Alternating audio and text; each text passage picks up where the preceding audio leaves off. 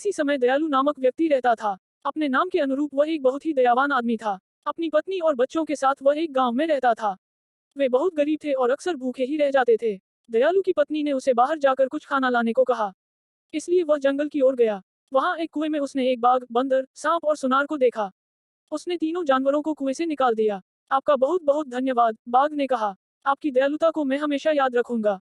यदि आपको किसी सहायता की जरूरत हो तो कृपया मुझसे कहिए, मैं अवश्य करूंगा। लेकिन कृपा करके उस सुनार को कभी कुएं से बाहर नहीं निकालिएगा, क्योंकि वह हमेशा आपको हानि ही पहुंचाएगा। इसके बाद बंदर और सांप ने भी दयालु से ऐसा ही कहा।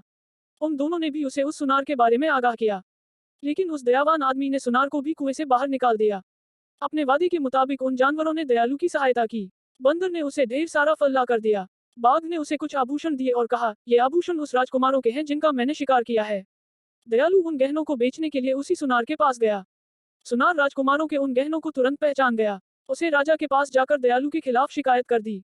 राजा ने दयालु को गिरफ्तार करवा कर जेल में डाल दिया। रात में वह सांप उसकी कालकोठरी में प्रकट हुआ, बोला, कल सुबह मैं रानी को डोस लूंगा। तुम राजा से कहना कि उसका इलाज केवल तुम कर सकते हो। फिर तुम जैसे ही रानी को हाथ लगाओगे मैं अपना विष वापस कर लूंगा। दयालु ने ऐसा ही किया, जिससे राजा बहुत प्रसन्न हुआ। उसने उससे कहा, रानी के जीवन की रक्षा के लिए तुम्हारा बहुत बहुत धन्यवाद।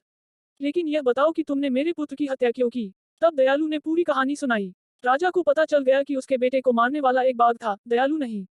तब उसने सुनार को उसकी चालबाजियों के लिए बंदी बनाने का हुक्म दिया, जिसने उस आदमी से दगा की जिसने उसे कुएं से निकाला था, और दयालु को बहुत सारा धन दिया।